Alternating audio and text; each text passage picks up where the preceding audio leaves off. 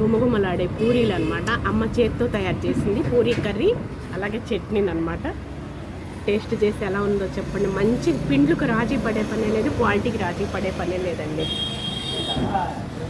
ప్రతి వాళ్ళు తప్పకుండా విజిట్ చేయండి ఇక్కడికి. రేట్స్ చాలా చీప్ అండ్ బెస్ట్. మంచి క్వాలిటీ ఫుడ్ తినేస్తాం, మంచి ఆరోగ్యకరమైన ఫుడ్ అవును. మనం దీని గురించి మనం ఇంకా హై లెవెల్ అనుకోని చిన్న చిన్న లెవెల్ అనుకోకూడదు.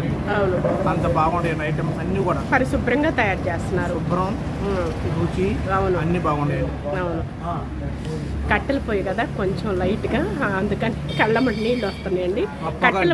పొగకి కట్టెల పొయ్యి మీదే తయారు చేస్తున్నారు ప్రతి వంటకం కూడాను, ప్రతి పదార్థం కూడాను. అందుకే అంత కమ్మదనంగా అంత రుచిగా బాగుందండి.